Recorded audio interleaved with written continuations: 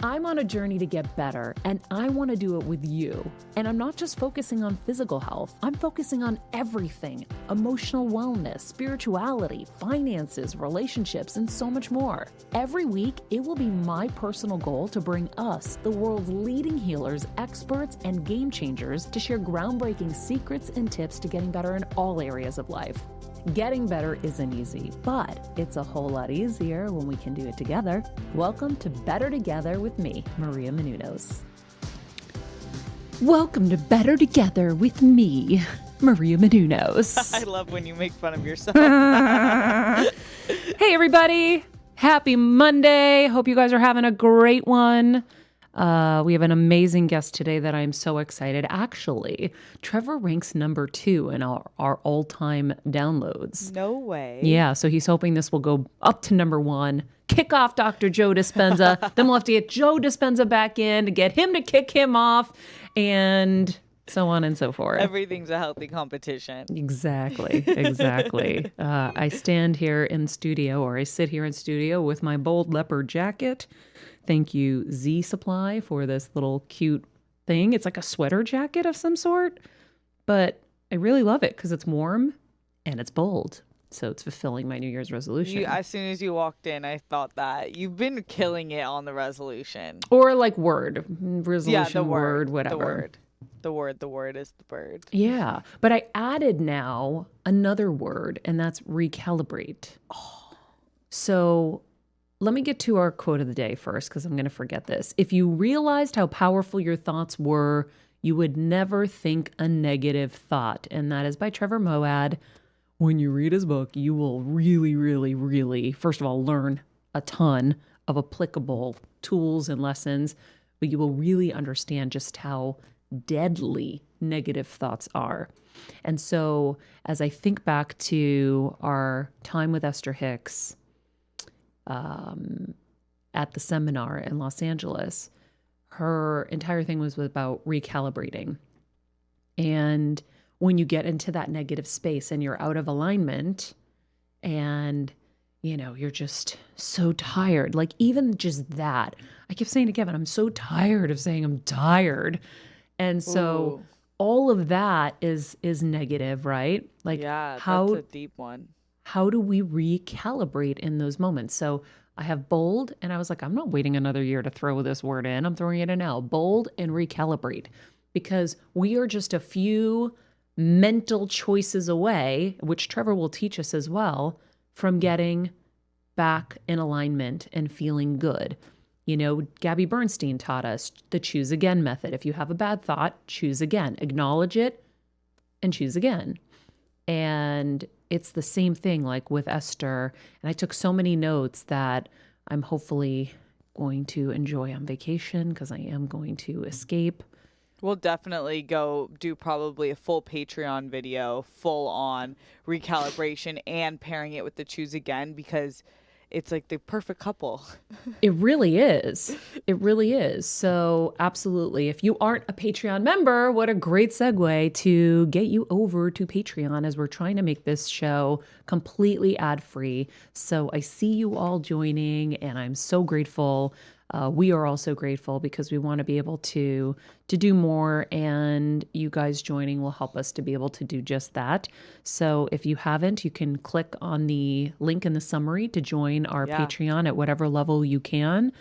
And of course, we continue to drop our episodes here on Monday, but you get an extra 2 on the Patreon, which is cool.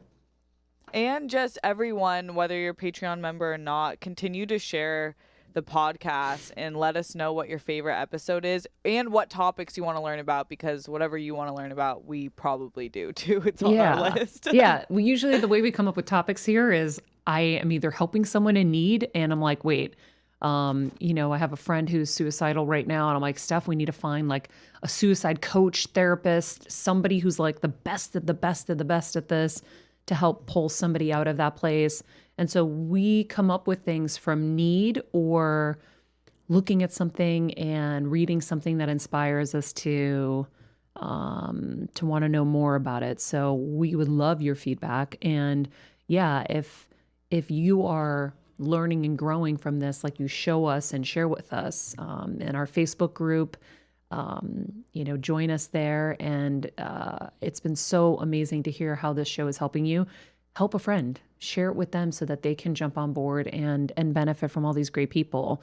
Obviously, it's great for us, but at the end of the day, the true motivation of this show is to share all of these amazing people that I have exposure to and have in my stable of friends, to share them so that you guys can get better. And I'm already using them to get better. So, share that with your friends and let's all get better together. Heck yes. Meanwhile, I've got my black coffee. It's so funny because if you would have asked me even a year ago, I remember my twin called me and was like, Steph, I have to tell you something. I was like, what? Because coffee is a family thing for us. It's the one thing my mom let us indulge in too early. And we were so healthy except for that. And she's like, and Kim and I would make it so flavorful. Like we had vanilla creamer at home and then we've always used stevia, but we're finding out that's not even great. And she's like, I eliminated creamer. And I was like, oh, shoot. Okay, I can do that. So I did that. And then she called me again and was like, I eliminated everything. No milk, no soy milk anymore, anything, just black. And I was truly pissed at first. I was like, how dare you? I could never do that. And now I find myself being like, it's fine. It is, because really it's there to just open our eyeballs, right? That's why we're drinking it. Or when it is truly for pleasure and it's like a Sunday afternoon and you really want a latte, go for it. Heck yeah. But know the difference. Okay, you're having pancakes basically. So you're either choosing the pancakes or the coffee. Yeah. And that's that, which I indulged in pancakes the other day. So cute. I was a beast. I was so hungry because I really didn't have dinner. I had a late lunch and we went to a Better Together meeting. Me, Steph, Steven, and Kev. And I was like, I'll get the eggs, hash browns, bacon, and the pancakes. And pretty much wiped most of it out.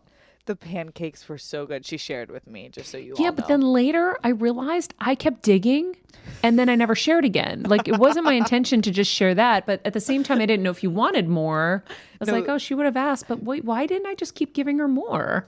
I had the perfect amount. I was hoarding my pancakes.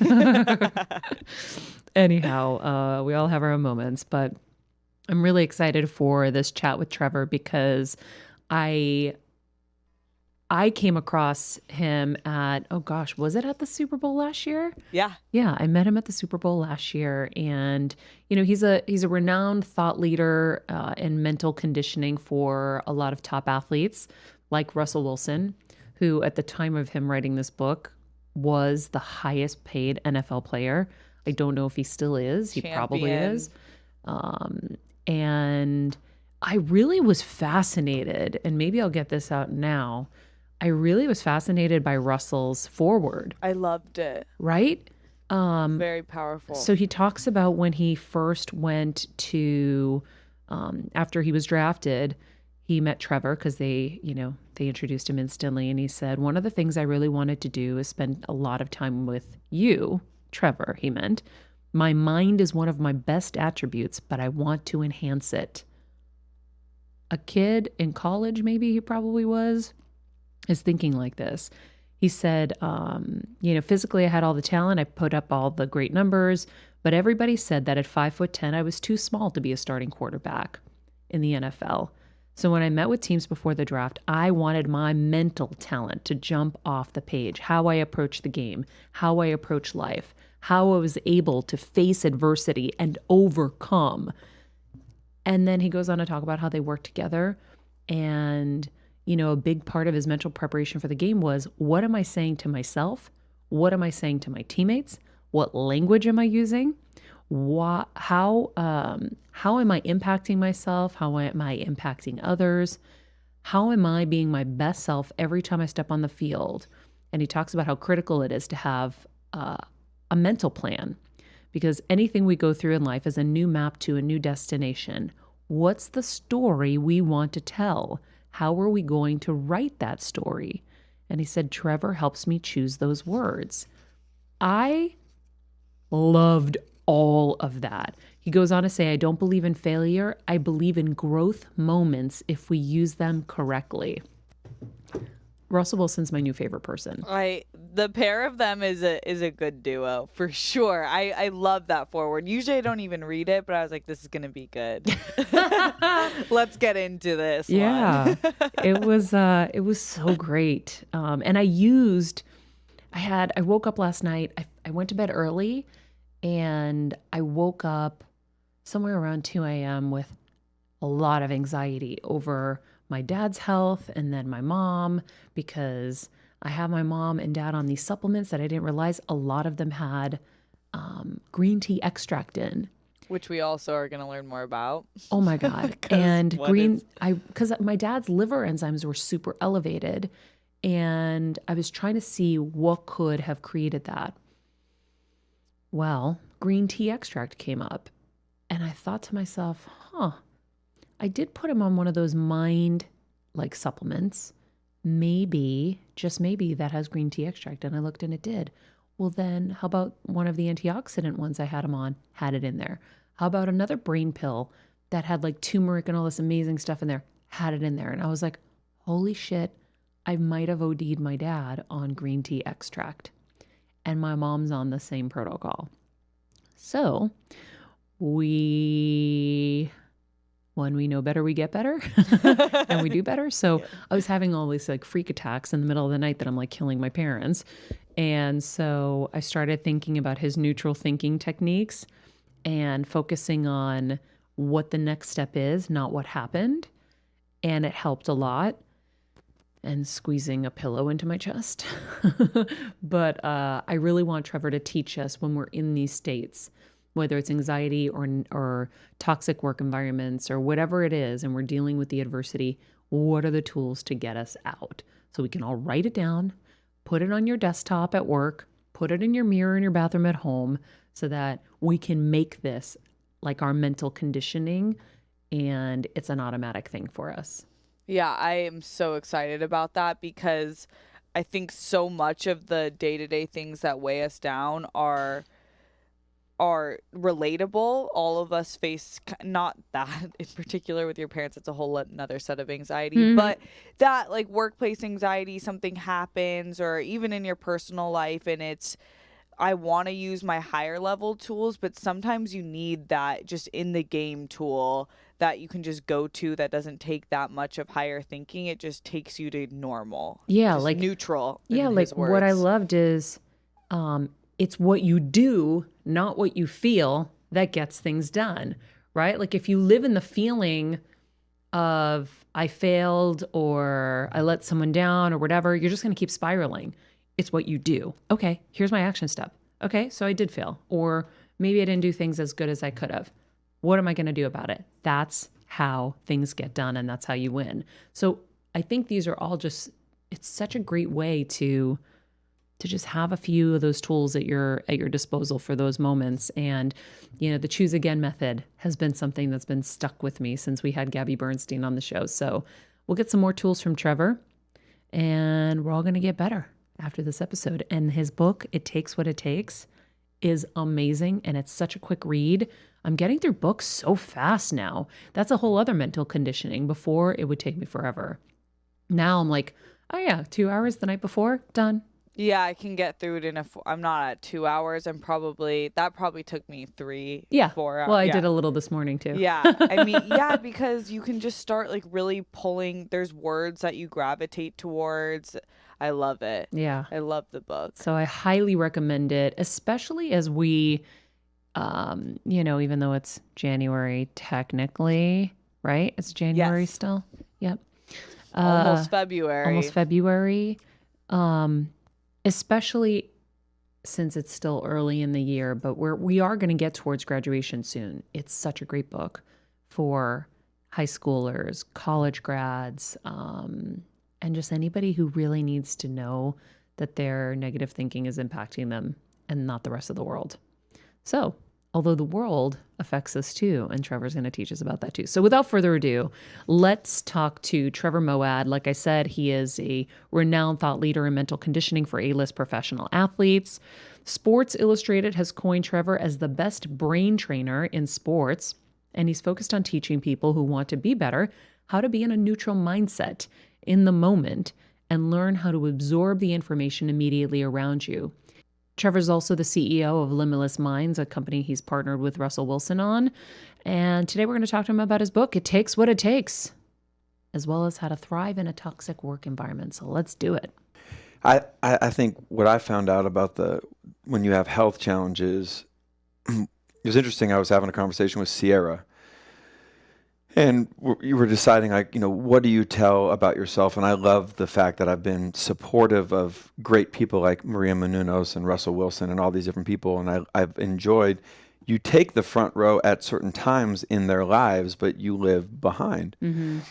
And she was talking about how different things I've been through, health challenges, other things like, how telling more stories about myself is going to be so important to this, as opposed to telling stories about other people and my journeys with them. Mm-hmm. And we were talking about the health challenges, and I've had a couple of significant ones. And being positive at that point is impossible, particularly if you're going to try to live your life normally. So let's say you're at a big football event, and then the next day or 2 days later, you're in chemo, or you're getting an MRI, or you're getting something like that. You have to keep like the ultimate context, which is like, this event, I'm healthy and I'm good and I'm supposed to be enjoying it. And then this event is what it is. It's part of that journey. Then the next event is part of that journey. If you're in this event and then you're already thinking about the fact that 2 days later you're going to have to deal with this, or you're in this and then you're missing the fact that 2 days earlier you were there, then you really lose context. And so I think being positive is always connected to that outcome, that I'm going to be better. I'm going to win. I'm going to be successful. She's going to love me. My next marriage is going to be, as opposed to focusing on that specific moment and living that moment based on, how do I survive an MRI? How do I survive a CAT scan? Like what's my mindset need to be for that?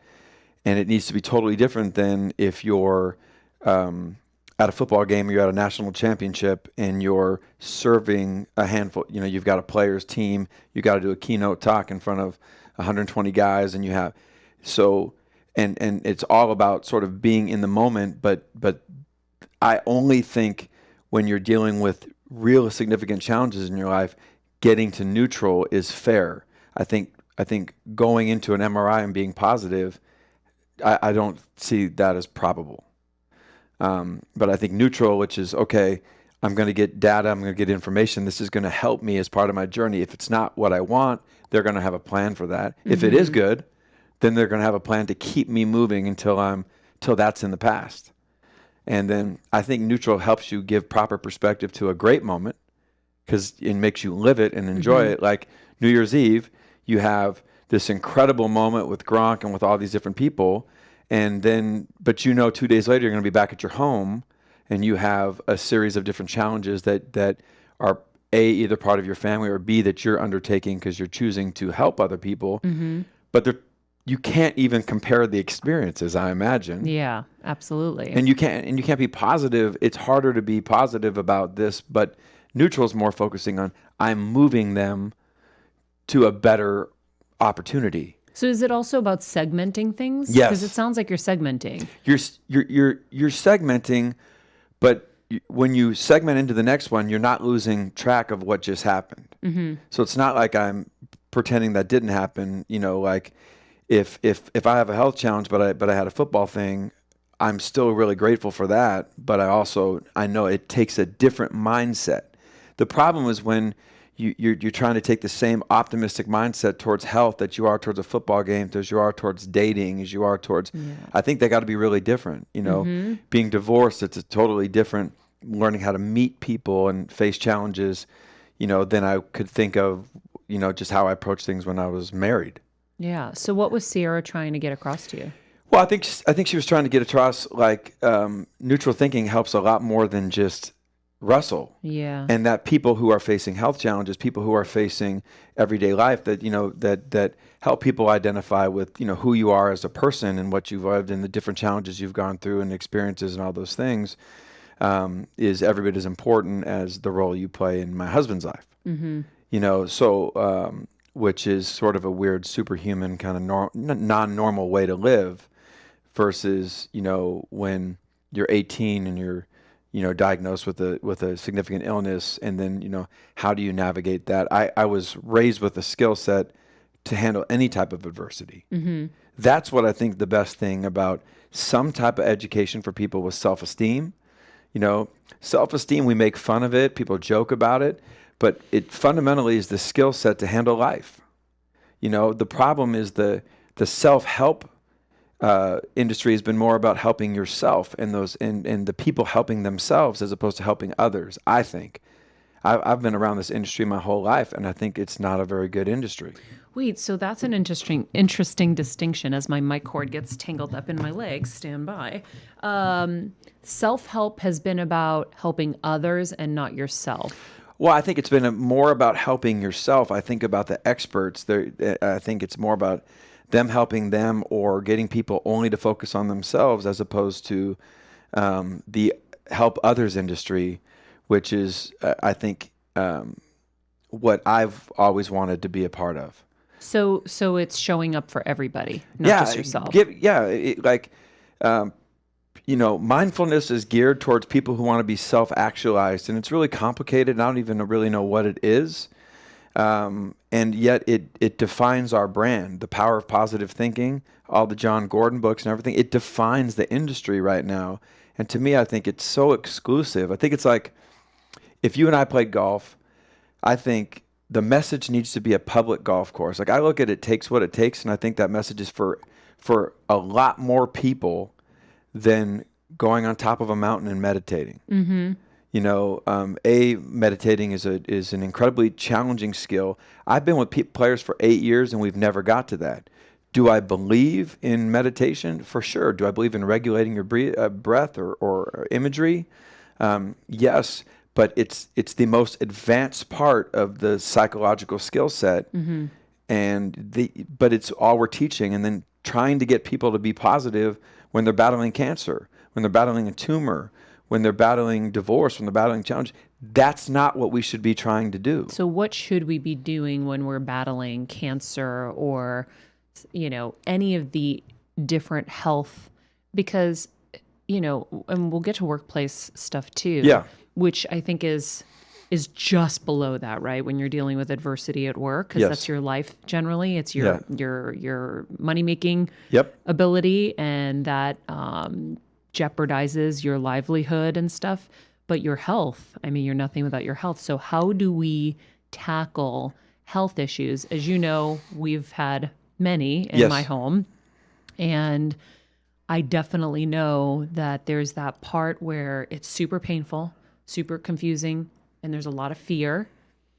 And then I will channel and ask for guidance, and I'll get an answer. And as unpopular as it may be in the moment, I'm really listening to my gut. So for my mom's example, when she got re-diagnosed in September, I asked, God, I was like, please show me the way. What am I supposed to do with her? And the next morning I kept hearing no radiation in my head. No radiation, no radiation. I was like, what are you talking about? No radiation. I must be making this up in my head. And then it kept coming. So I approached my husband. He's like, I agree. I don't think radiation's the right thing for her. But all the top doctors are suggesting this medication called Keytruda and radiation because they couldn't operate safely. Go to my dad. Dad, this is what I'm thinking. I know it sounds crazy and scary. He's like, I've been thinking the same thing. So we make a decision. We sat around my kitchen counter and I said, listen, we're going to let patience and faith be our guiding words through this journey right now. And we're going to tighten up our guts, and we're not going to do radiation, and we're going to see how we go. And 2 months later now, here we are, and our tumor shrunk significantly without it. And now we don't have to deal with the damage that radiation can cause. But it's so scary. And I had a few people in my life, one that I've never even met. She was kind of guiding me and helping me. Her name was Judy. She came through with my cousin. My cousin guided and helped me because you feel so distraught and in so much despair when it's someone you love and you're afraid. So there is that moment. But I do believe that tools can help us get out of the moment, have the strength and the courage to face it and to make decisions and have patience and faith. Yeah. But how would you approach it? So when you're facing health challenges, I mean, you know there's stages. Like there's probably what the most difficult stage is discovery. Like what's wrong with me, or what's not right with me. And then you have that next phase, which is treatment. Okay, so you knew what you were facing, and then the question was, what should the treatment be? Yeah. Right? Can't make a wrong decision there, right? And then if you're a treatment for something like a tumor, then you have to get within a certain series of margins, right? So they can operate, right? Well, that wasn't the consideration at that point. It was we need to shrink this as much as possible. Okay. At some point I thought, okay, maybe we could shrink it to the place where we could operate, but it doesn't look like that's going to be necessary anymore. Right. And then correct. So then then at that point it's recovery, and then it's kind of, maintaining and moving forward. When you're in the discovery phase and then when you're in the treatment phase, I think I just don't think it's a fair expectation to be positive. I think the minimization of negativity is everything at that point. Yes. Okay. Agreed. So where am I consuming my information? Who am I learning from? Who are the people that I'm going to trust? Yes. Having been in those doctor rooms and looked at those doctors, like for me, whenever I face a health challenge, I don't sit on the chair. The doctor, I go on to sit in a normal seat. I sit at a distance away so I can't see the computer. As soon as everyone comes in, I stand up. Even if it's interns, I shake people's hands. I look people in the eye. I talk to them. And then I make myself feel like I'm a guest, not a patient, So you're in more control. I'm in more control, and then your perspective is different. My perspective's different if I'm sitting here versus sitting over there. And then I think the minimization of negativity is who am I going to talk to and who am I going to tell? Okay? Certain people, if you talk to them about what you're going through in your personal situation or your family situation, they can't help but fuck it up for you. And so you need to understand people in your life who aren't good with that type of information and not put them in a position to disappoint you when they don't know how to be any other way. Well, and that's generally what's going to happen in the real world, where when family hears, okay, I was diagnosed with this, yes, they're all going to be like, oh no, poor you. Right. And there's that poor you is a natural instinct, but it adds more negativity to it, right? And correct. It adds like more hopelessness to it rather than having people who are going to support you through it, be an ear to collaborate. Like with my cousin, she was my ear to collaborate with. Correct. I needed a collaborator to run my ideas by so that I wasn't feeling like I was making decisions in my head of fear sometimes, that I was able to express it in a safe zone and have another brain that's super smart help me in those moments. And I think that's what people really need. You don't need someone to come bring you cookies and I'm so sorry and you poor thing. I don't know why this is happening to you. I hear that all the time. Why us? Why us? Well, guess what, guys? It's all of us. Well, but it also depends on the patient. So, and that's where if you're in a situation where you're managing a patient, that's different than if you're the patient. But to me, the minimization of negativity is critical. However you do that. So you're starting with the people you tell. Right. So to me, I'm starting with the people I tell. And that's a huge decision because there's a lot of people that if you choose not to tell, they're going to be really upset.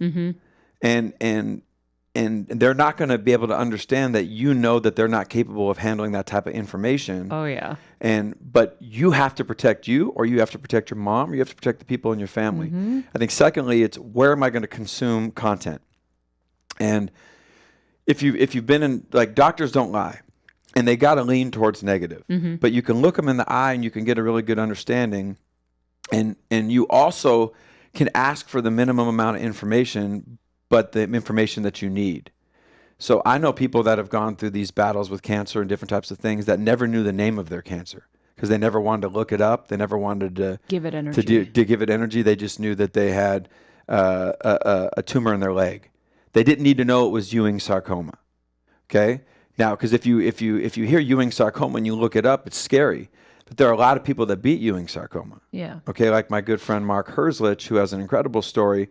So, ultimately, he referred to it, I've got this bad stuff in my leg and it's got to get out, as opposed to, now that was best for him. But for other people, Ewing sarcoma, they go right to the internet.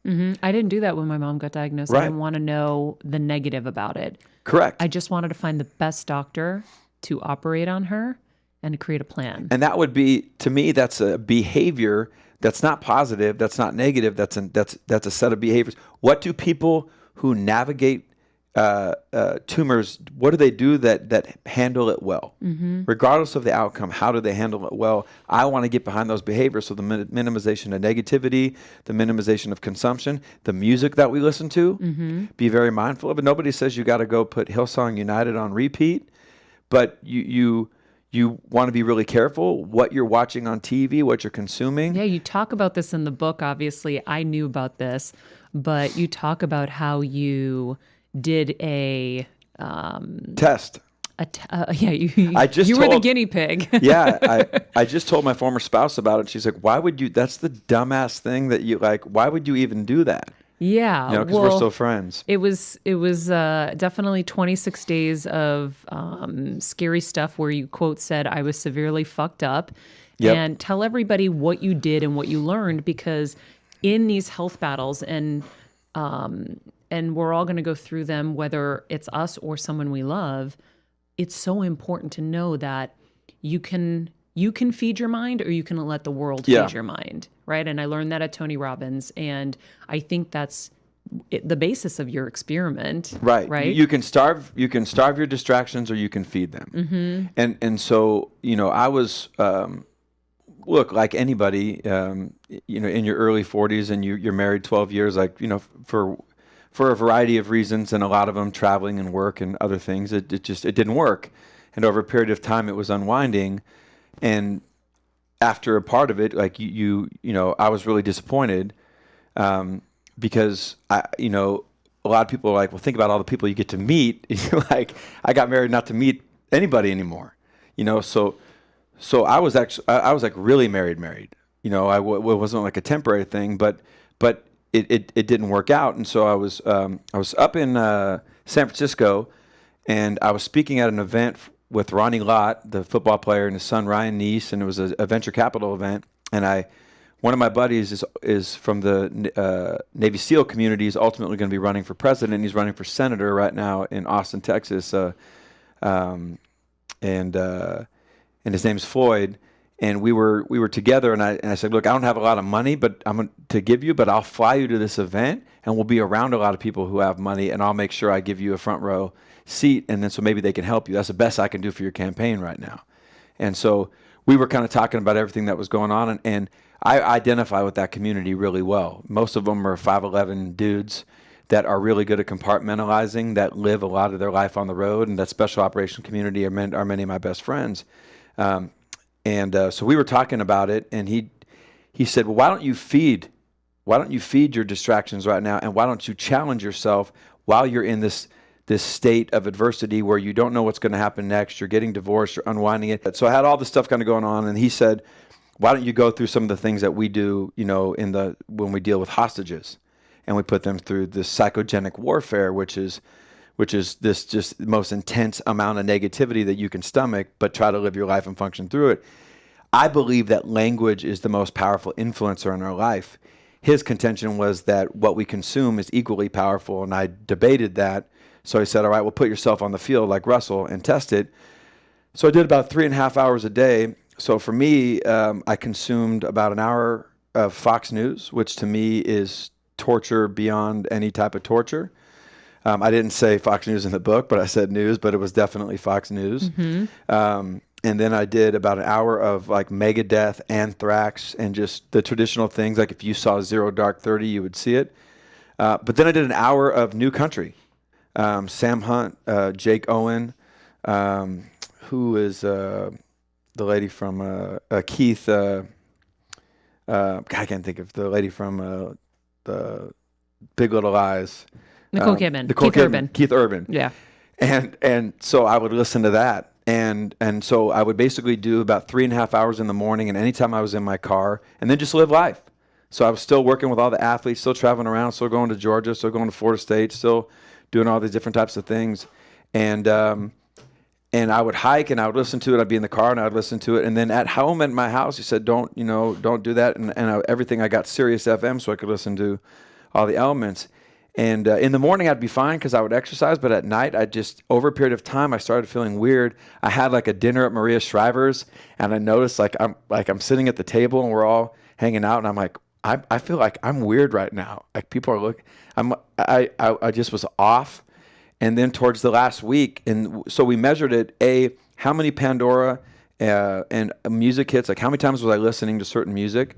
So I'd listened to Sam Hunt's Cop Car over 820 times, and all the country music made me think about all that stuff. What I'd lost, and it really wasn't a certain person, Maria, as much as it was a feeling. Yeah. And then it made me, because it's all sad. It was all sad, and new country fucks with you because it's more melodic and more upbeat. So you like the melody. So you love the melody, but it's not, but it's not George Strait where but it's like complaining, right? It's complaining and it's sad, and the cop car was just, but what I started realizing was as I look backwards in my life, everything became really clear, and everything as I looked forward was foggy.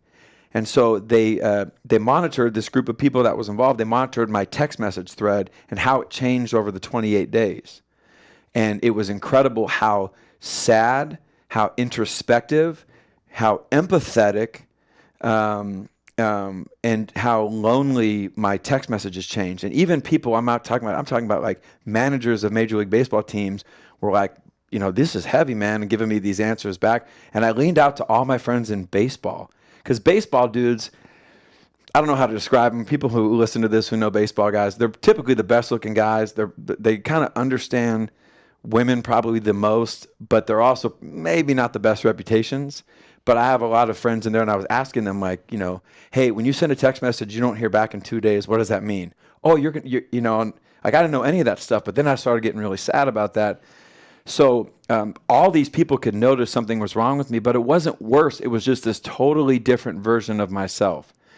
By the end of February, I'd been text messaging 4 different priests, including Judah Smith, the pastor that lives here, and asking all sorts of weird questions. I don't even like talking about like what I was asking about. So to be clear, this was Trevor's Super Size Me experiment, right? Where Morgan Spurlock ate McDonald's every day, all day, and we got to see the effects of that on his body. Trevor did that for the mind, and he used all of these things that most people go through, but also this is what the everyday person is consuming. People do, right? They're watching Fox News. It's on the background in their car, their house, and it doesn't have to be Fox News. It could be any news, because all news is geared towards making us fearful.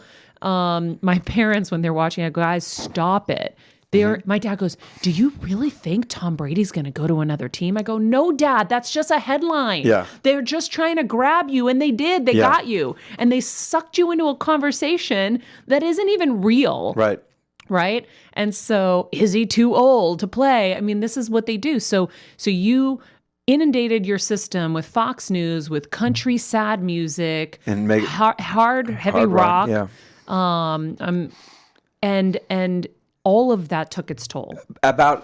We estimated at about 80 hours. So about halfway through the 3rd week was when something started breaking down in me. So as much as I was not saying stupid shit out loud, as much as I was still living the things, because you were still applying you were trying to apply your neutral thinking. It takes what it takes, all the different elements. But I was consuming all this stuff at a particular hard time when I was going through the divorce, when I was going through the lawsuit, and I was starting a new business with Russell that was still in the early infancy, which is great now, but there's some doubt when you're starting a new business. Is it going to work? People going to? So I picked probably the worst time in my 43 years of living to do it. And you did this as an experiment to be able to show people do your methods work? To show myself whether they work. Yeah. And the Navy SEAL said, this is when you double down to see if what you're saying is real. You live the life behind the scenes of the best athletes in the world and you teach. Now you need to double down on yourself and put yourself at your lowest moment and see how you can handle even worse. And what did we discover? So the 26th day, I'm in Chicago. I presented. It was not very good, and I'm flying back. All of a sudden, I start getting like weird feelings in my legs. I'm watching like a Parenthood episode, just a normal TV show. And you probably weren't able to sleep well. I don't remember as much about how I was sleeping, but I was really worried. And then I started crying, and I went into the bathroom and I whipped myself, and then I put on like an optimistic thing and tried to get rid of it. I took an Uber home. I'm in Scottsdale. I'm by myself. I'm in the bed where I'd lived with my wife for 5 years. And at 1:38 in the morning, I woke up and I called my buddy. He had been deployed, and explained everything I was going through. And he was saying, you're going through all the feelings of clinical depression. You need to stop and then take 2 days and just detox. Don't listen to anything. Don't talk to anybody. And then I put in there the email I sent to Russell and Harrison and DJ and a handful of people saying, by the way, this is what I'd been doing for the last 26 days. I'm going to be gone for the next 2 days.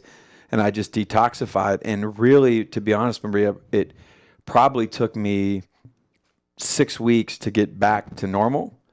Consuming that type of negativity, again, negativity is almost 70 times more powerful than positivity. So had I been consuming 3 hours of uplifting things, the net positive effect would have been nowhere near, because I'm still wired to receive negativity more viscerally and feel it more. So what I realized was that not only what we externalize out loud, which the book talks about, but Stop what saying we can stupid shit out stop loud. saying stupid shit out loud, which gives it its real power. Because the whole self-help industry now goes towards targeting the inner voice. I believe that's the fucking most challenging thing on the planet, is to change the inner voice. Is there a way to do it? Yes. But the inner voice is nowhere near as powerful as the outer voice. And I'm always in control of what I say out loud. But I think when it comes, what I learned from it is the consumption is equally not what's, when we get to the workplace, which we'll get to next, there's a certain amount of difficult consumption that we're all going to consume. An asshole boss, coworkers, different types of people, or just what I'm working in. Like I have a good friend who's a correspondent for ABC News, or was at CNN, that has to cover the Coral Springs massacre and all the different elements. Yep. Like that's part of your job. You're living in that. But what am I consuming on my own? Right? So if the special operations community, they take lessons on modern media that teach them this is who MSNBC, this is who they're responsible to. This is who pays them to advertise. This is who pays CNN. This is who pays Fox. Their responsibility is to the people that are paying them to advertise, not to the truth. So if you watch any of these shows as a special operations member, you need to watch it like you're watching House of Cards for entertainment. Wow. And if you want information, the closest you can get to agnostic information is the BBC. So if you watch Fox News or CNN or MSNBC for fun and you're in a good state of mind and you can watch it like I'm watching Kevin Spacey, then it's okay. If I listen to Sam Hunt and I'm in a good place, if I'm driving out after I get to hang out with Maria and Steph, and beautiful house and it's a beautiful place, I put on Sam Hunt. I love it. I'm in a place where I can handle it. Okay? But if I'm not in a place where I can handle it, then it's even more toxic on me. And that's really what I learned, was what it did was it weakened the strength that I had. And even me, who I believe I'm a bad dude when it comes to this, my whole life raised in this, I couldn't even make it 28 days. And in 26 days, I broke down. And all I could do was cry. All I could do was text priests. All I could do was text friends. And all I could see was backwards. I was thinking about girls that I knew in high school and wondering if they were single. And because they liked me in high school, I couldn't see anything forward or why anyone would like me now. And I had broken myself down psychogenically. And I talk about it in the book, The Korean War, which was an actual diagnosis that they gave people called give-up-itis. And how many people that listen to this podcast are inflicting give-up-itis on themselves, and they're trying to solve it with fucking meditating. That's not how you solve this. Your Headspace app, and Headspace is getting valuated at $1.5 billion. I get that people are calming themselves. Get yourself into a state of Shavasana. I do yoga all the time. And like 15 minutes later, I'm in my car, that's gone. So that's not the game-changing behavior. That on top of other things. So what are the game-changing behaviors? Well, we know when we say something out loud, it's 10 times more powerful than if we don't say it. And if it's negative, it's a multiple of 4 to 7 times. And that's the article I gave you from Christine Porath from Georgetown, who we just hired her to work with us, because I love people that research negativity, because negativity is the only thing we know. The only thing that we can prove for certain is negativity weaponizes you against you, and it will fuck you up. That's all we know. And no athlete's going to debate that with me. No patient's going to debate that. Nobody going through tumor. No one's going to debate that. Well, and it leads to dementia. You have a higher risk of dementia, I was reading in here too. Of dementia, of cynicism, of chronic narcissism. I mean, just all those things. But all we've been trying to do is not prove that, but we've been trying to be more positive. But so going back to your very first question, what's the first thing I do as a patient is I minimize the negativity. So if I watched the news a ton before, and now I know I'm going into a health challenge, be practical. Now's not a good time. Their job isn't to help me get better. I got to help myself get better. Okay. Norman Cousins wrote Anatomy of an Illness. It's a great book talking about laughing when you're going through a health challenge, and the idea of watching comedy and watching things that are more uplifting. I don't know that that's true as much as all I could tell the hundreds of thousands of people that listen to this is don't do the obvious things that you know won't help you. Yeah, I go into the kitchen every day and I switch off the Maury Poviches and the Judge Judys, which all of this stuff is surrounding negativity. I'm like, Mom, I'd rather you watch Everyone Loves Raymond and the King of Queens or whatever, all these funny shows. I DVR all the funny shows. Like, no more of this. I quit watching news, and I was a news junkie, and I worked for the Today Show Nightly News, and I loved, doing that. I quit news 3 years ago. Right. Because I knew it wasn't good for me anymore. But you never talked to someone like me to tell you that. No. You figured that out. But why are the books not, why is the self-help industry not talking about negativity? Yeah, reducing all the negativity that That's comes it. into your space helps. So is it that neutral thinking doesn't help you when you are in despair? Or is it when you're in despair, you need to remove the negatives so that neutral thinking can also then take you to that next level? I just couldn't downshift there. I was really struggling with it because all of the stuff I was listening to was making it really hard, because I couldn't, where the music and the noise and all the things, they were attacking feeling, and I couldn't outbehave my feelings. So for example, what you do when you're facing a challenge is you set 3 alarms and you get up and you get yourself to the beach and you go on a walk at 6 a.m. And then as you're halfway through the walk, you're glad that you did it, and now you've lifted yourself up. I was having a tough time making myself do those same behaviors. I was still hiking and climbing, but I really needed to double down on that. Had I done a second hike in the day without the music, and had I done more things that were uplifting to my spirit, I could have counterbalanced it. Yeah, it's like but offsetting it. I was living my normal routine, and I was just getting weak. And I was legitimately facing financial fears. How's my giving up things in my new business? Or I was giving up old, so I was saying, I used to do all the sports psychology work for the LA Angels. I'm saying I'm not going to do that. So I'm going to open up time for this new business. But then we weren't booking things. And so now I'm scared. So, but you have to give up old things if you're going to change with the new things. Now we have all this business, and it's been great. But I had that doubt. I had the social doubt. I've never really been I've never been defined by a girlfriend or a spouse.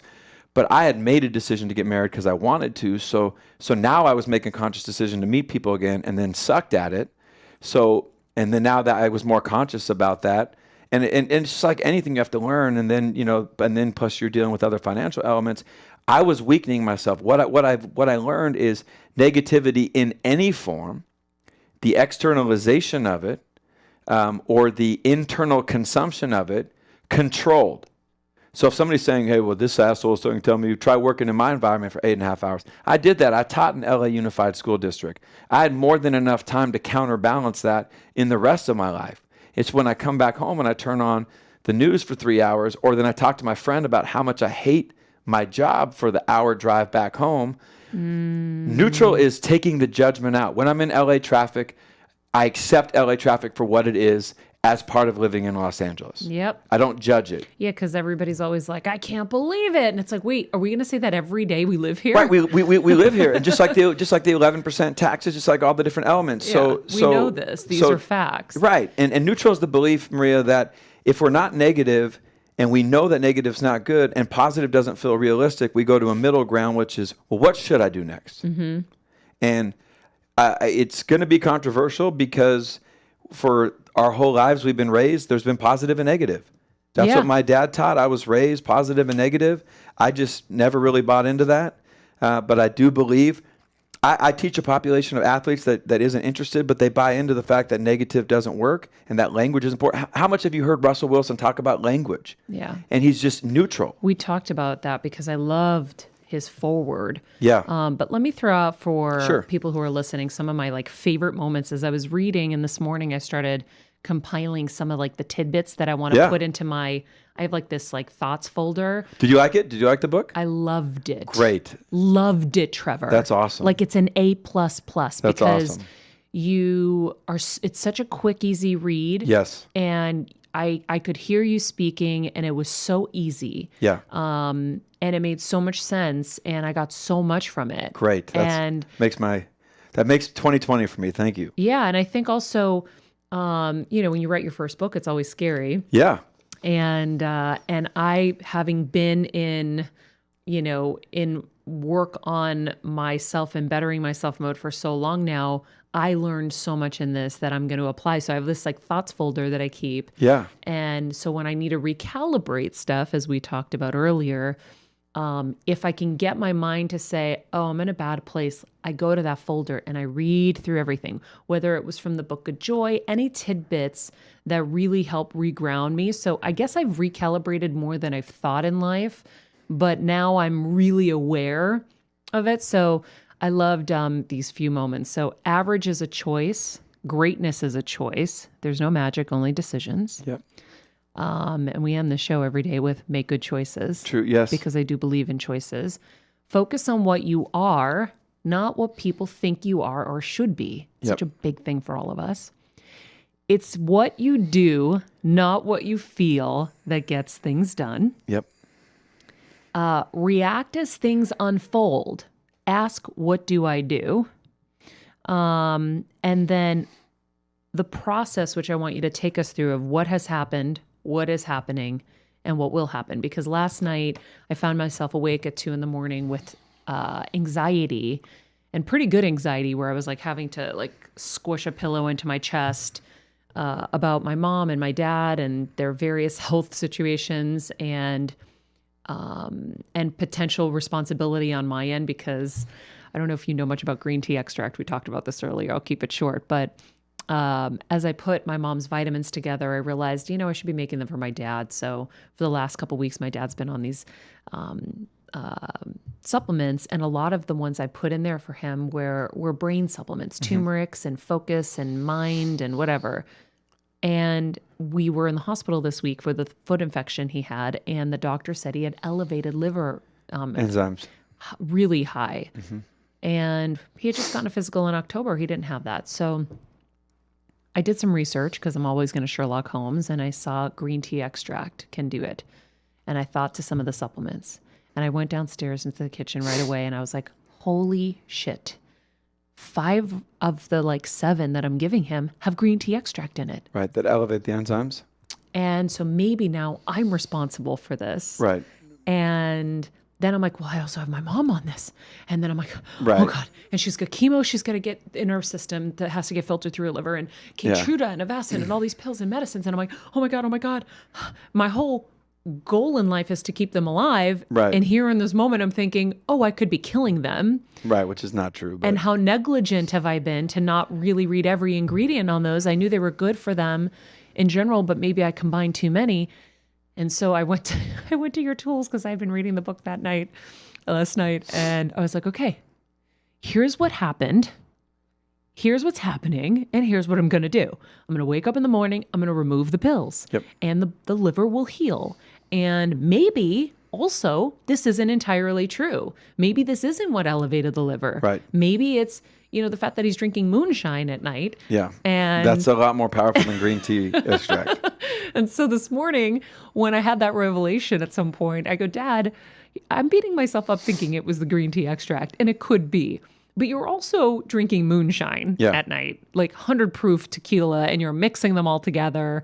And this could be it too. And he looked at me and he laughed. And I was like, okay.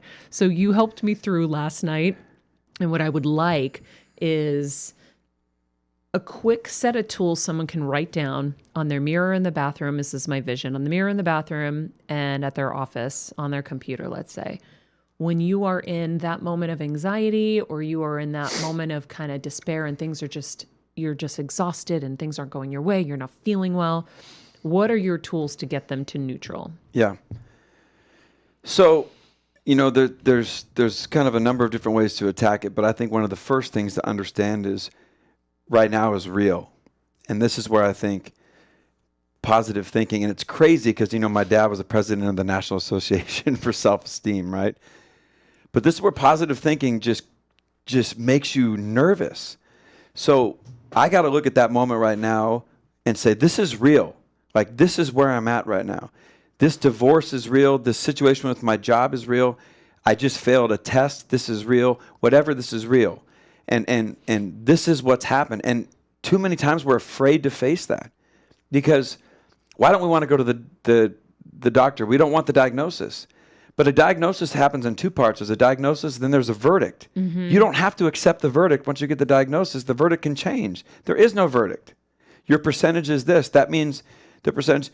When I faced different health challenges, they said, well, you're gonna feel this way when you go through this type of treatment. And I say, but there are a lot of people that don't feel that way. And they say, yeah, I'm gonna be one of those people. Mm-hmm. Right? So I don't need the power of suggestion. Don't tell me that. Like, I need to know the basics. I need to understand the basics, but I'm going to live in the other percentage because I'm aligned like those people. Well, sometimes it just, that's my expectation. So I think what has happened is a diagnosis. This is where I'm at right now. And when you get a diagnosis, it's true. But there are a lot of people that from that diagnosis are so much different going forward because they do different things going forward. Change behaviors, everything. So it's almost three parts. It's almost the awareness that what's happening is real, the acceptance that I've got to put a plan into place, and then the commitment to follow that plan. So awareness, acceptance, commitment. I like that. And to me, that's... 'Cause you can't do anything without a plan, and we talked about that in the book. Russell talked about it. The plan where, in Paradise Valley before the Super Bowl, and then we got to have a plan because the plan didn't work. And we can't spend... It's so empowering when you realize that the past is real, but your life could be different if you do something different. So you actually really opened my mind.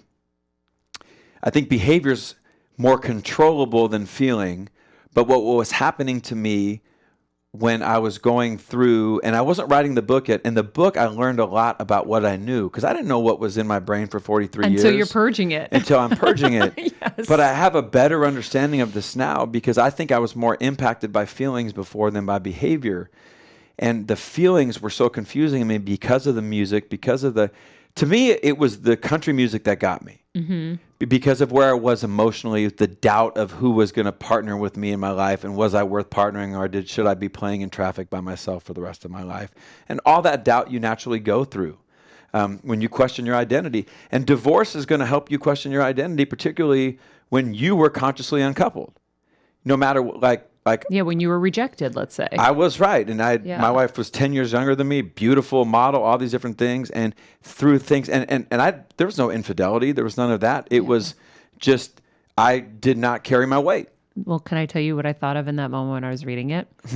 I've had this visual that I've used throughout my relationship with Kevin, and it's gone both ways. It's like when you don't water the flower dies.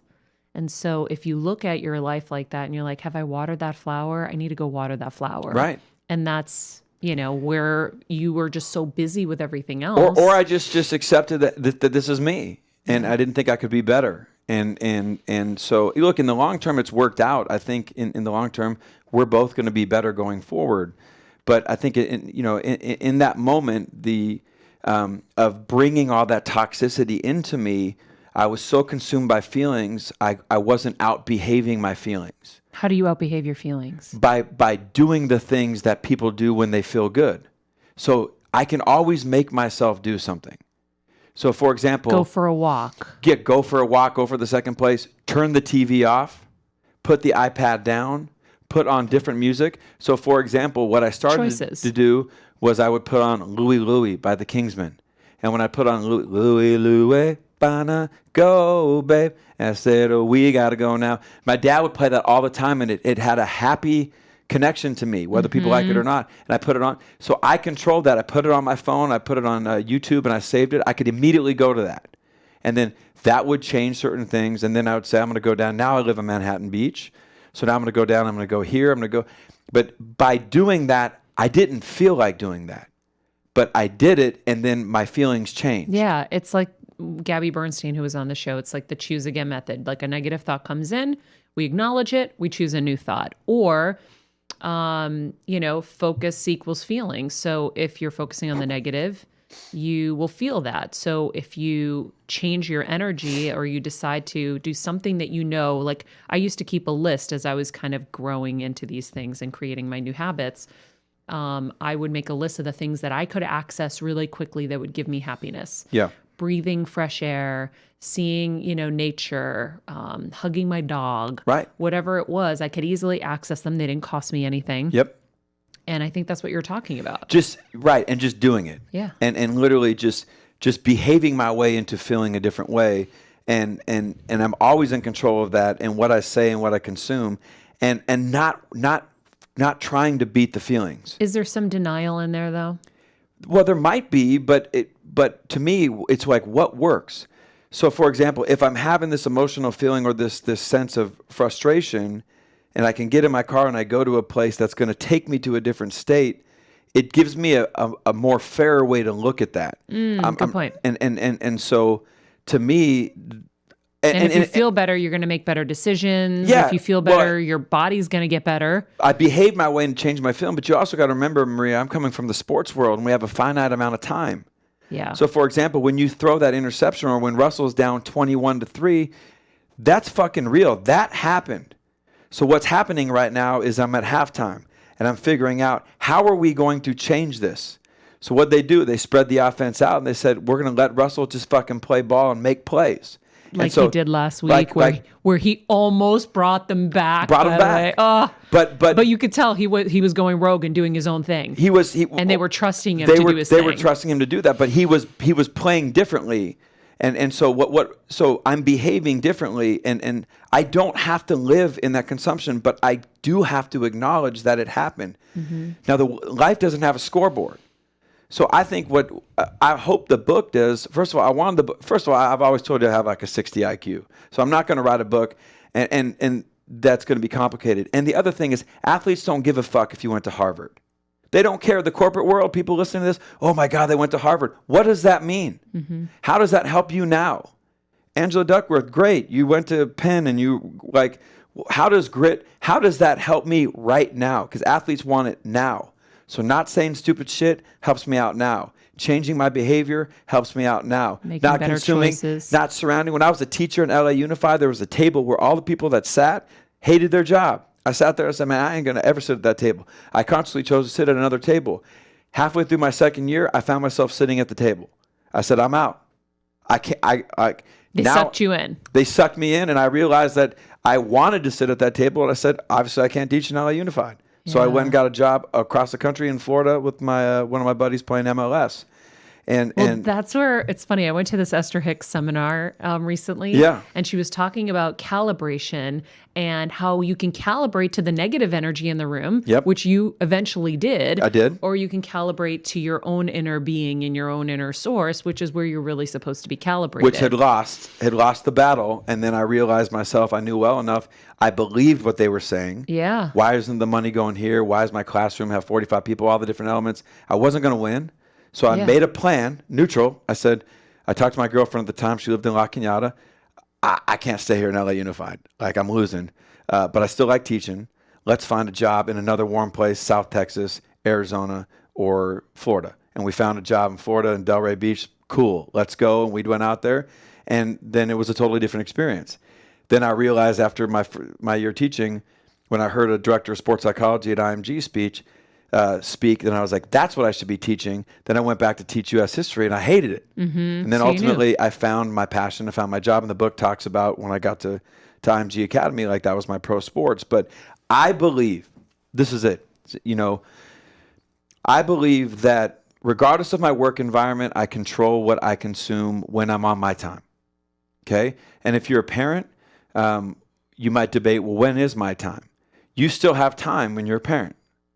You still, even when you're taking care of your kids, you still have time at work. You still have options in terms of what you're going to consume, what I'm going to listen to, what I'm going to watch, what I'm going to engage in. And then I always am in control of what I say out loud. So when my job isn't going well, and I say, I hate working at this place, now I've increased the probability in the same way Bill Buckner did when he said, I don't want to let the game-winning run score on the ground ball through my legs, that I'm going to continue to hate it. So this is what people say, right? I was just at this event with Johnson & Johnson with 500 of their top people at $82 billion company in Philadelphia yesterday. So what, just say nothing? What if I had, just shut your mouth. Yeah.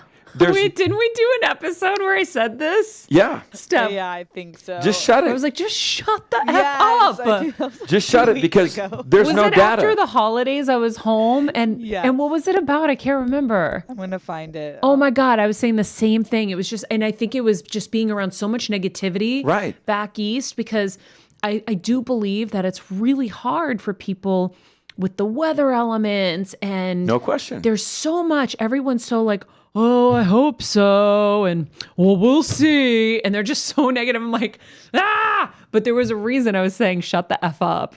And, but you're right. So I changed our work hours so you can go in at 10 o'clock during the winter so you can exercise when it's light out. Because if you have to exercise at 6 a.m. or 7 a.m., it's dark. Yeah. And so that exercising in the light, and if you work in the Pacific Northwest and it's dark at 4:30. So you're always in the dark. I was born and raised there. I realized I can't live there. So I've made a choice to live in places with blue skies. So when we talk about work environments, so your colleagues were negative, but then there are work environments, and I don't know anything about this, that are just like beyond toxic. And you're being bullied and all of that. How do you use these tools? And is it something where you are using tools to get through and then creating a plan? Because that's kind of what I did. As I look back, I kept trying to access tools. I suffered for sure. And then I would get out. I'd find a plan and get out. I think it all depends on whether you can get out, or your timing. But what I think the real power is going back to that original point, 25 minutes ago when we were talking about certain people you can't tell. You can't tell your health truth to because they're not capable of understanding it. What I've learned, and I've always shared with the athletes I deal with, whether it's in the NFL or whether it's in college football, let's say the Jacksonville Jaguars had a tough head coach that was like he's a tough dude. He was a really challenging guy. And so challenging people are going to behave a certain way. So you can't let yourself be surprised every day when they behave exactly in alignment with who they are. So once you take the judgment out, this is what my work environment is. I let it go. It's not true, it's not right, it's not wrong. This is what it is. Anytime I deal with people, I deal with a lot of assholes. I'm in pro sports and college sports. We have so many dicks all over the place, it isn't even funny. Literally and figuratively. Literally and figuratively, truthfully. So I've accepted the fact that dude's a dick. So when he does something to me, he's behaving like dicks do because that's what he is. Okay. So I'm taking away his power, and I'm accepting the fact that that's not my fault. For example, there was a coach who coached a team and one of the star quarterbacks in the league 5 years ago. And he said, this guy intentionally doesn't like me. I fly out to, in Virginia, and I'm meeting with him, and his wife's in there. And I show him 6 interviews where the same head coach is slaying 6 of his teammates. He said, I didn't know he talked about them like that. I thought it was just me. I thought it was just me. And I said, this is who he is. So it doesn't make it right. I'm not telling you it's right. I'm telling you that for you to let yourself get upset and have your self-esteem impacted by somebody who this is who he is, this is how he is with everybody. But how do you get past that? Like, I think that there are definitely situations when they're like that with everybody. And then I think there are some personal situations, obviously, too. How do you not, and honestly, I think guys can handle it so much better than girls. I would agree with that. I think that you guys, guys handle it differently than women. yeah, I think everybody has the capability of being sensitive, but guys just don't care as much about stuff. Like, They don't. we care more about, and we're bred to care more. We're bred to have to look perfect and be perfect. You Yes. guys are not bred to be No, that. thank God. So we have all these other burdens Yeah. on us. So how do you coach me in that situation? So I got a great story, speaking of women. And we have a Division I athlete in there, right, with Steph. Yep. Field hockey legend. I told her she needs to play pickup field hockey in West Hollywood. So We can't get a stick to that beautiful face. Yeah, I gotta protect. We gotta You gotta protect protect. it. Like Maria just said, we are valued on different scales. on different than you. things. But My mom, I wanted to play hockey so bad in high school, and I got the boys coach to let me on the boys team because I I was believe it. so desperate to just play. And Maria, how you gonna be if somebody they hit you in the face with a skate? And I was like, oh, yeah, that's kind of That's a true. good point. All right. So I'll never forget, and this is when I understood. I used to always work with one women's team, a big time women's team every year, because I thought it was really good for my skill set. And I'm with the Texas A&M women's soccer team, great team. G. Guerreri, Phil Stevenson, the head coach, Lori Stevenson. We're playing in the Sweet 16, and we're playing at Penn State. And our best player, beautiful player, she's a forward. We're up 1-0. Penn State's the higher ranked team. She comes off at halftime. She's like, I'm so fucking pissed at our coach. Why is he looking at me? I can never win with him. His body language is always awful towards me. I never can win. He just doesn't like me. And so I'm in my thing like, okay, like, what do we do here? Like, she's just scored the goal. I got to calm her down. I said, don't worry, I'll handle it. And like, anyways, I have this conversation, and he has like bowel inflammation. So she's all worked up, and he's got to go to the bathroom. So his body language is based upon the fact that he has to go to the bathroom, and she thinks he hates me. So I ultimately find out the information, then I relay it, and then kind of communicate from that perspective. But so what would have been the better thing? What would have been, so everybody has triggers. Mm-hmm. So what if during the game she doesn't look at him? Yeah. What if I don't look at him? If I know his body language triggers me, don't look at him. You don't need to look at your coach to get a play in women's soccer. Yeah. So that's where, again, your behavior precedes your success. It's a good point. I did that recently where I found myself in a situation that was so unique to me in the last 2.5 years, because I really don't work with anybody that I'm not excited to work with anymore. Yeah. And I found myself with someone who was having an insecure day and very negative. And I caught them rolling their eyes behind the scenes, like when they would look at other people and all this stuff. And I was like, okay, how did I get here? Holy shit, I don't want to be in this situation. They go, wait a second. No, you have the power in this situation. Don't look at her. And this person doesn't exist. And don't let them dictate how you're going to be, and don't let them take this moment from you, because you have a moment to be great right now, or you can have a moment where you're not as great and it's because of her, but then no one's going to know it's because of her. Yeah. They're just going to see what's on camera. Yep. And I did. And it was so awesome, because then she reacted positively after. Right. But you managed yourself through the situation. I did, but I never knew how to do that before. Right. And we all have. And not until now did I recognize what triggers. That pattern was in terms of how to get out of it. Like, it was an instinct that just came to me in that moment. Yeah. But now I know that that's how you're coaching people. I'm like, oh, okay, I can do that. And that would go in the book to that area of conscious competency, right? So maybe in a lot of your life, you'd been unconsciously competent, which means you would have these incredible moments, but you didn't know why. You need to know why. So ultimately, as a player, I need to understand I'm choosing not to look at that person. I'm choosing to accept that person. And also sometimes somebody who's incredibly uplifting and upbeat, I have to accept certain things about them. So what they say may not be true about me right now. So it has to work on both sides, because neutral is not stoicism. Neutral, like people, there are some elements of it from Taoism and this idea, but when I started thinking about neutral, I was just thinking of a car, that a car can't go from backwards to forwards. You have to get to neutral. And then you can go to neutral, Maria, and then you can start going backwards again. Yeah. If you want to, you start doing all the same things that take you down the wrong road, or you can start going forwards. And I do believe that positive thinking attached to a positive, uplifting outcome has ability as the second level to neutral in the absence of negativity. Okay, if I'm watching 3 hours of news, I'm listening to 3 hours of bad music, I'm on the phone talking to people that don't uplift me, complaining about my story, right, carrying my story on over to more and more friends. More and more.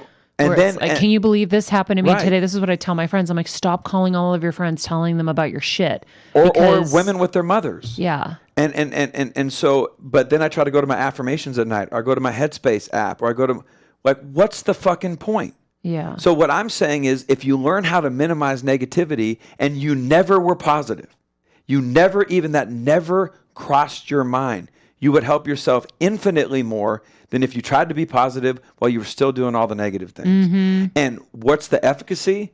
Well, 8 years at Alabama, 10 years at Florida State, 4 years at Georgia, multiple years in Major League Baseball, 3 different teams in the National Basketball Association. There are no Tony Robbins in sports.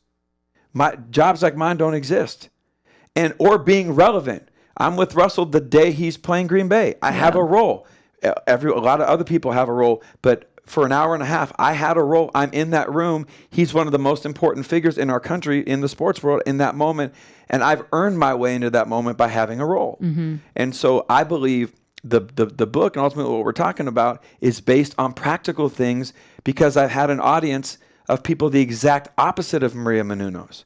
You are one of the most amazing people in terms of wanting to learn and get better. Most athletes are not like you. They're not like you. When I get in front of a Major League Baseball team, like when I started last year, everybody's like, fuck him. If Tony Robbins, get him the fuck out of here. That's what our population says about self-help people. They don't want it. So if you're going to survive in that world, the idea of not telling people to be positive, but to get to neutral and minimize negativity, then I show them all this data. Yeah. Then I show them Buckner and all this stuff and just say, you keep doing that shit. You keep walking back to your locker room after you strike out and throwing your bat and see what you fucking do. And I'll talk like that because I know I'm right. And if you're diagnosed with cancer and you start consuming all the negativity, you aren't giving yourself a chance. Yeah. Now, if you go positive and you engage and you go neutral and you surround yourself around great people, you may not live. But if you go the other way, you have no chance. Yeah, but also what you do live will be better. And what you do live will be better. I could not have. That's the best way to say it. And so, but the one counter always is, well, I'm supposed to hold it. Yes. Coming into the locker room and hitting your bat and saying, I fucking hate this pitcher and all these things, that didn't help you. It takes discipline to come in and not say anything, and to sit down and process it and think about, what do I need to do this next time to face this curveball? Yeah. And baseball is one of the most negative sports because it's surrounded with failure. And that's a job. And think about some of these other jobs. But this is what I would tell people. You have a choice where you want to work. And some people say, I might not have a choice. Okay. So let's master the areas when we're outside of our job, or the free time we have within our job, when we go to lunch. All right. When I go to lunch, maybe you go by yourself. Maybe you intentionally go with people who seem to have their shit together, because success leaves clues. Maybe there's some clues that they have that I don't have. Okay, challenge yourself to meet other people. One of the first things I do when I keynote an event is I'll do a different engagement. I'll move everybody fucking seats. Why'd you sit there? And I want everybody to be in different spaces. So now I'm open. Now I'm open to listening. Now I'm open to you don't meeting have your new safety people. net friend. I don't have my safety net, and I'm doing. And you think about my buddy who's the director of mental conditioning for the Yankees. They spend so much time just getting to know each other. They do things where they bring, their favorite movie clip, their favorite quote, their favorite, And I start thinking, and this book, how simple is it? And yet we need people that have 8 PhDs from Harvard to talk about, and even Joe Dispenza, who you have, who's incredible, and he makes it easy. It's still like you listen to it, and it's like, fuck. Well, yeah, here's the thing is everybody's in a different place and at a Right. different level. And so the mainstream who isn't really doing like as much of it as I am As you are. isn't going to get it. So Kevin is that mainstream who gets you. Right. But when he's getting to Joe's book or Esther Hicks, he's like, I'm overwhelmed. Right. So it's not everybody can find something that they can connect to, and as long as you find that, that's great. Right. But these strategies of going to neutral and focusing on that is very attainable. And that was my only goal, and it makes sense because if you think about the population. But I think also if you read the book, I do hit on all the main things. I hit on imagery, I hit on visualization, I hit on self-talk, I hit on developing an ad campaign, I hit on developing affirmations. I love the verbal negativity diet. Yeah, go on a Before I diet. got to it, I wrote up here on the front page, like as a note for me and Stephanie, that we should, create like a challenge for everyone to do a verbal and mental negativity diet. And for all of our Can't was the listeners. word. Can't was the word in my house. No, but the next thing I did was I flipped the page and it was basically that in the book. You were talking about doing that. But I think so if I'm to think about this, to give people tools who are in a toxic work environment right now, Yep. it feels like if you can't leave, if you can't figure out a way out, choosing who you're going to spend your time with there at lunch, like you said, or by yourself, and what are you going to feed yourself? Maybe you're listening to something that is upbeat, that does make you feel better, to shift that energy a little bit. Yep. It's maybe Who starting... you're going to look at? What's going to draw your attention? Mm-hmm. Are you looking at certain people that frustrate you or that upset you? Who do you key out in meetings? Where do you sit? Just like I said, I control where I sit in a hospital office. Mm-hmm. These are the minuscule things that we're in total control of. Yeah. Don't go to the complicated, like I need to change my inside thoughts. Just like sit in a different spot. Yeah. Start thinking. I think it's really starting to think about your choices you can make in every situation. Every situation. And down to, like you said, it might not be you that your boss hates. He might hate himself. He might hate where he's working Right. or she's working. And to try not to internalize it, which is super, super hard. Or might not be good at managing their emotions, so they come in here one day. Yeah. There are females that only want to play for male coaches, because I've had females say that she reminds me too much of me. And there are some females that prefer playing for female coaches. And I've had a lot of males that prefer working for females because of just a better sense of, how they manage themselves. Because there's still there's a lot more management, I think, in the growth. There's I worked for, even at IMG, multiple people were above me who were females who were great. But I don't even judge it. I judge the behavior. So it takes what it takes for Kevin, but it will still make sense for you. Yeah, I got so much out of it. And my population has been more like Kevin. This book, the goal for this book is that people that would never engage in Tony, and Tony's incredible and he's the most amazing. And like I said, he can stand on his wallet and talk to God and, go to all these different types of things that are engaging that audience, that are going to these events. And you just want some basic understanding of some things you could do to just maybe feel a little bit better or feel less worse. Mm-hmm. Maybe feeling less worse is how you should start. Then I think this will be for you. Yeah. And I think in the sports world, it's given me a place. I've never signed more than a 1-year contract. Every year, I survive because nobody's actively looking for self-help in sports. Mm-hmm. We have an infinite supply of talent. So if you can't sustain the standard, they just get rid of you. Yeah. And coaches don't believe you can change people the way they think.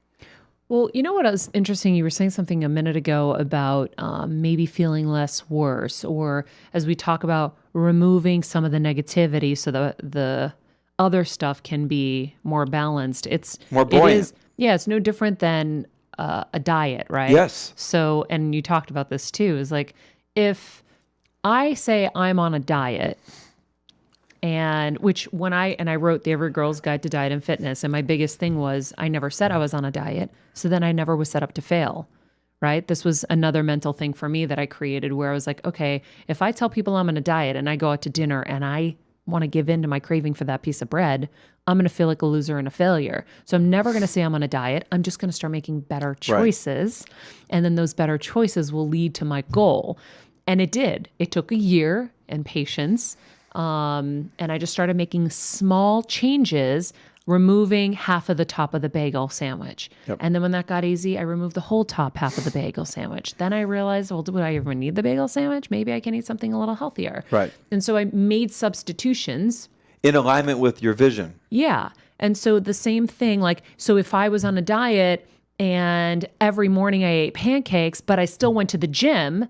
Right. And I didn't know why I wasn't losing weight. Right. Well, that's why. And you'd have to, right. So what you didn't do, so for example, people in 2020, what they don't do might be the most impactful thing to change their life as opposed to what they do. Yeah. And, I know for me, in this journey of being single and trying to learn and, learn all the things, I went the other way. I got to 158 pounds, which was not good at 5'11". So then Is I had that too low or too high? I don't know. Too low for me. Okay. So I had to change. I'm not healthy if I'm not 170 or 175. So I actually had to let that world back in. So I had to choose I'm not afraid of bread. Yeah. And I can do some of that, and I can drink. But I had to still control. Like, I'm not going to waste calories by drinking Gatorade. So but That's I had how to I think too. But I had to have like a balance of it, and then and now I probably got to come back a little bit, but that balance. Okay, I'm in Eagle Rock, and I'm going to go to the Italian bakery. I can get a sandwich, and I can have some of these things and balance, as opposed to I went so far the other way. I ended up I got this cut in my throat, and so I had to go on these smoothies for this long period of time. So I got my body fat down to 8%. Well, I loved it, but it wasn't healthy. And so and being married to a model and living in that world, I learned I became way more phobic, and it wasn't her fault, but it was what you were exposed to. It was your environmental She kept factors. telling me, stop saying that, like, you need to gain weight. But then I went way the other way. So it can go either way, and to have this balance where, I can enjoy a good dinner tonight, and I can have this, but I'm not going to have, and if I have 8 Doritos, I'll stop. I don't need to have 75 Doritos because, I bagged it, I might as well concede. No. So I think it's a matter of, Matthew McConaughey in his speech to the University of Houston talks about the process of elimination. And what we don't do gets us closer to who we are and where we want to go. And I think that ultimately it takes what it takes is an agnostic look at if you want to be in a good relationship, there are a set of behaviors that allow that to happen. Again, I saw a statistic that said the average married couple speaks 27 minutes a week. And I was telling some of my friends of that, and they're like, "Man, that much? God, where do I find all the time?" Oh my God, not Kevin and I. But we talk too much, I think. But I think, but if you think about that, but you guys have consciously made a choice how he lives his life, how you live your life. You're not like nobody's born finding time for their significant other. You make it. There's a set of behaviors. I even think of Nick Saban. Every morning from 6 to 6:30, he and his wife watch the weather, and they eat Little Debbie's and they hang out and they talk. Well, like over the course of that's 180 minutes together, right? So what are we doing? Like, I wanted my book to be about doing simple better. And if I want to have a good relationship with my significant other, if it's a man or it's a woman or whatever, that when I'm on the road and I travel, you're going to be in relationships where you travel. But you know what? Turn the TV off. Put my iPad down. Dim the light. Give myself a chance. So now I'm engaging. I'm on the phone and I'm having this conversation and I'm not competing against my own choices. Yeah. And I realized I did all that wrong. And so one of the things that I learned in the U.S. Army Special Operations Command and talking to some of their people and some of their counselors, and I asked for help and said, hey, I want to be better, is you need to understand your complicity in what happened. And I realized I just was so disengaged, but I created roadblocks for myself relative to behavior by trying to watch a Law and Order episode or Game of Thrones at night. Trying to watch AfterBuzz, or trying to watch something and trying to engage, and then trying to be on social media and trying to be doing that, and then trying to be on the phone. Yeah. And I was just doing that and thinking I could do it all, and then I was lying, and then I was, and I wasn't even giving myself a chance to be better. And I did all that, and then there's other things that were just, they were what they were. But what if we just did the simple things well? And that's my hope.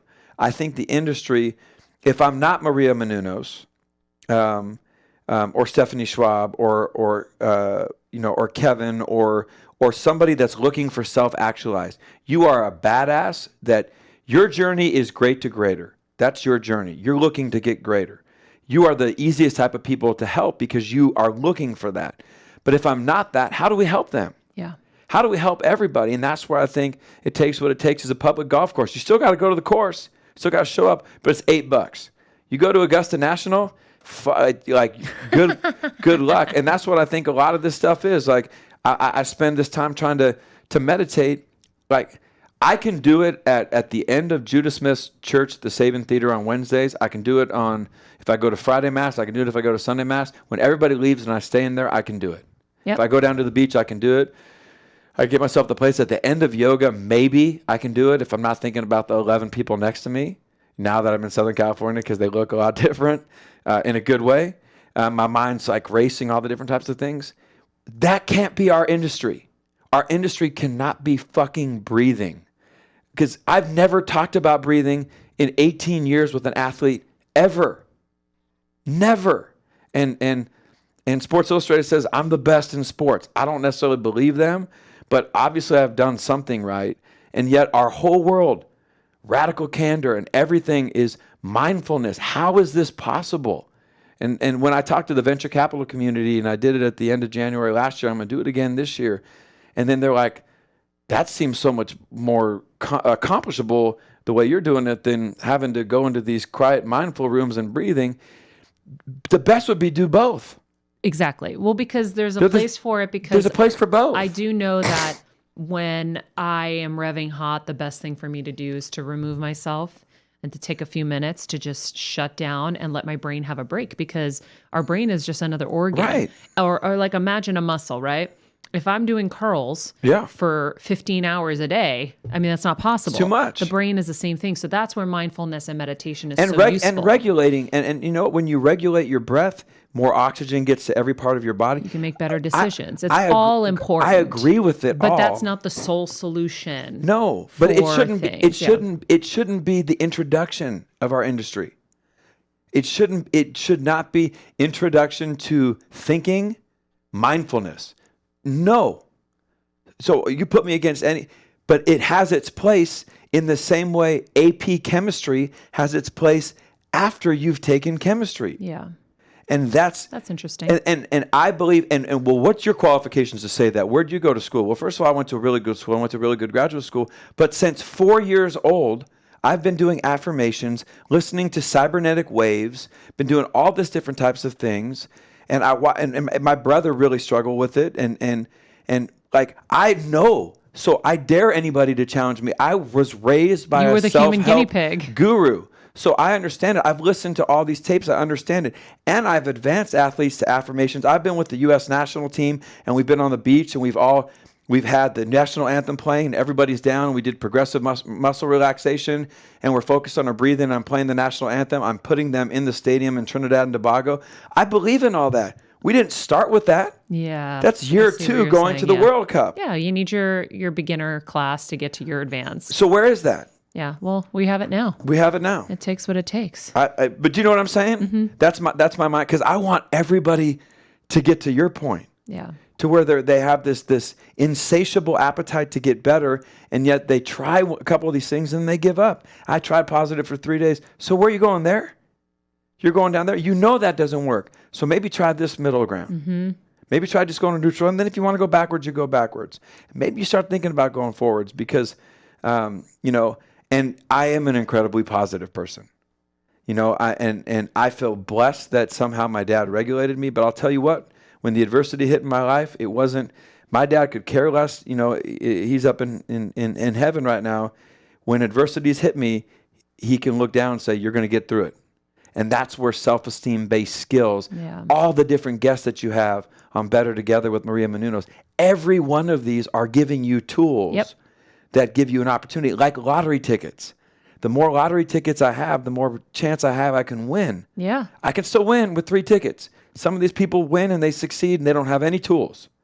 But my probability is higher if I have an understanding of of self-regulation, of breathing, of my language, of what I say out loud, who I hang out with, who I consume, the types of food I consume, the diet I'm on, the vegetables I'm on, the minerals I'm on, all these different things that you tackle on your podcast.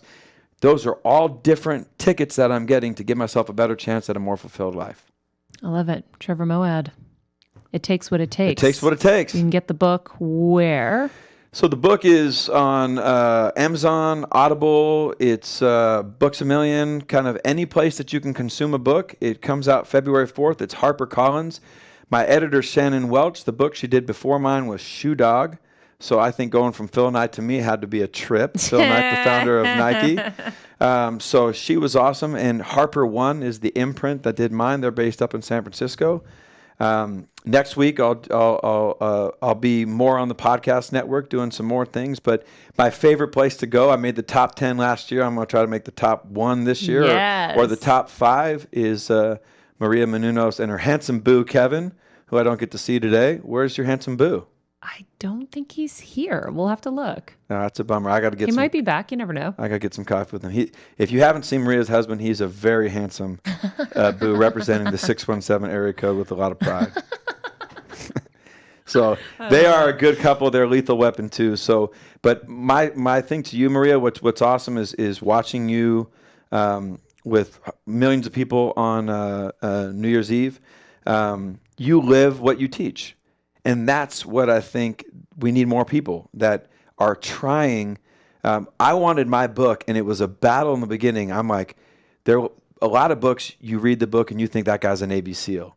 You read my book, you don't think that about me. Mm-hmm. You think that I have every problem that everybody else has, but I'm trying, but I'm using everything I teach to get through it. And that's where I think for you, you're open as you have this incredible house and you have all these different people and everybody that you're trying to help, but you face your own challenges and you're open about it. You faced your health challenge and you're open about it. You're helping other people. But you also can enjoy your moments. Yeah. Like you can have a difficult situation happening at your house and be having a great time with Gronk. And you don't have to concede the time with Gronk because this is happening. And when you're here, you can let that be there. Each moment has a history and a life of its own. Mm-hmm. And I think you've done an incredible job of living those histories. Thanks. Yeah. Always trying to be better. That's it. Cool. All right, Steph, what have we learned? That I am cutting out every bit of negativity. No negativity shall prosper in this studio or in our lives. All the mental sugar and pancakes and Frosted Flakes are gone. It just makes so much sense, though. Mm-hmm. Like we do a great job of this already, but it's like that next. That's like the most massive reminder on just how powerful negativity is that we can get. Yeah, exactly. Well, guys, we're going to wrap it up since this was a long episode. Thank you again for listening to Better Together. Please help us by rating, commenting, subscribing. Join our Patreon. Most of all, come over and help us make this show ad-free. You can click on the summary link and join us. If you want to email us, bettertogetherwithmaria@gmail.com. And of course, you can pre-order Trevor's book, It Takes What It Takes, on Amazon. We'll put the link in the summary. The book's available everywhere February 4th. You can also visit Limitless Minds at thinkbig-gofar.com. In the meantime, follow us at Maria Menounos, at Trevor Moawad, at Steph Sabra, at Stephen Lemieux Photo. And remember, be nice people, make good choices, and be present.